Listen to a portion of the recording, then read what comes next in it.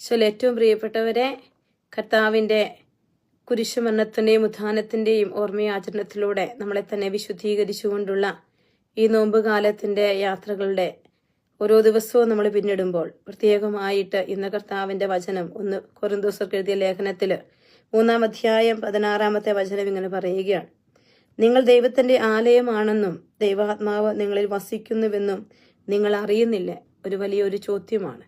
കർത്താവ് നമ്മളോട് പറയുകയാണ്, നമ്മൾ ദൈവത്തിൻ്റെ ആലയമാണ്, ദൈവത്തിൻ്റെ പരിശുദ്ധാത്മാവ് നമ്മളിൽ വസിക്കുന്നു എന്നൊരു വലിയ ഒരു ഉറപ്പ് ദൈവം നമുക്ക് നൽകുന്നതായിട്ടാണ് തിരുവചനം നമ്മളെ പഠിപ്പിക്കുക.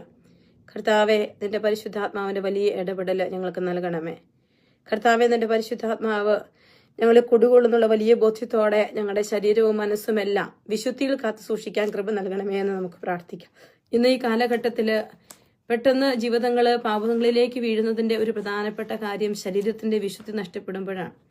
ദൈവാത്മാവിൻ്റെ ആ ഒരു പ്രേരണയ്ക്കനുസരിച്ച് ജീവിക്കാൻ പറ്റാതെ ശരീരം ആത്മാവിൽ നിന്ന് വിശുദ്ധകൃതമായ ഒരു തലത്തിൽ നിന്ന് അശുദ്ധിയുള്ളൊരു തലത്തിലേക്ക് മാറുമ്പോൾ, തിന്മ ശരീരത്തെ കീഴടക്കുമ്പോൾ, കർത്താവിൻ്റെ ആലയമായി നമ്മുടെ ശരീരം സ്വർഗത്തിന് പ്രീതികരമല്ലാതായി മാറുകയാണ്.